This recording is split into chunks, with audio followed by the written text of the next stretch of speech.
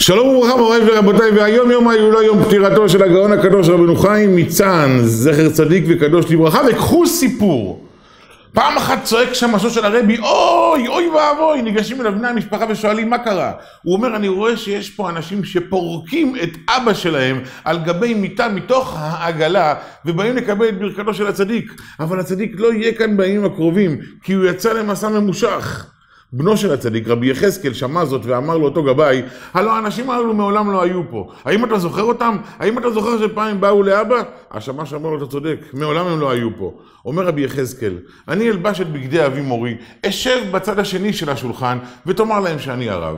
אני אקבל ואברך אותם, שלא יהיה בועם לריק. הם נכנסים לבית ובוכים ומספרים שרגלו של האבא התנפחה והתנפחה, עד שהרופאים אומרים שאפילו לכרות את הרגל כבר לא יעזור, אלא האבא נידון למיטה, ומכאן יש לו מקום אחד להגיע אליו, והוא לבית העלמין. האבא בוכה ומתחנן, הוא רוצה לקיים מצוות, הוא רוצה לגדל את ילדיו, הוא מתחנן לחיים. רבי יחזקאל יושב מולו ואומר לו, אם אשית לך עצה שתגרום לך לחיות, האם תקיים אותה בכל מקרה או לא? אומר לו, אבא, ככל היוצא מפיך אעשה. אומר לו רבי יחזקאל, אני מבקש ממך מהיום למשך שבועיים, בכל יום, להעניק צדקה למעלה מכוחותיך. לא משנה מה יש לך היום, לא משנה כמה נשאר לך מאתמול, אתה מעניק צדקה לעניים, צדקה לתורה, יותר מכפי כוחך. האבא קיבל על עצמו, יצא לדרך, ובמשך שבועיים תרם למעלה מכפי כוחותיו.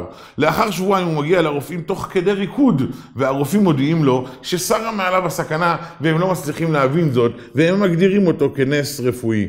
האבא קורא לילדים ואומר, חוזרים כעת יחד לכבוד הרב, לקבל את ברכתו, ולהודות לו על כך שבברכתו זכיתי ויצאתי ממוות לחיים. כאשר הם מגיעים, מי ישב על הכיסא? האבא הגדול, רבי חיים מצאנז, שכבר חזר מאותו מסע.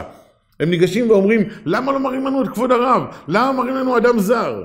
רבי חיים שואל אותם, מה קרה בדיוק? והם מסבירים, היה פה איזה רב צעיר ונחמד, נתן לנו ברכה והציל את אבא שלנו. רבי חיים קורא לבן שלו רבי יחזקאל, אומר לו, אתה מכיר אותם? הם מיד קופצים על כבוד הרב, מנשקים ומחבקים אותו ומודים לו על הנס שנעשה. שואל רבי חיים את בנו רבי יחזקאל, תאמר לי, מנין לך העוז לייצר סגולות שכאלו לאדם שנוטה למות? אמר רבי יחזקאל לאביו, אני רואה בכל פעם את הארנק שלך נפוח כל כך, וכאשר אתה נותן צדקה למעלה מכפי כוחך, הוא הולך ומצטמק.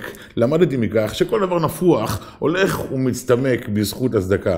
מוריי ורבותיי, אמונת חכמים, לא רק ברב, אלא גם בטעות בבן של הרב שלמד מהארנק של הרב. כי אם אתה מאמין, הכל יהיה בסדר ויהיה לטובה. תלך עם אמונת החכמים, ואל תשאל מה יש בחיסון. כי אם הקדוש ברוך הוא רוצה, גם מים יכולים לרפא. תעשה את החיסון בגלל שגדולי ישראל אמרו, והכל יהיה בסדר. ברוכים תהיו.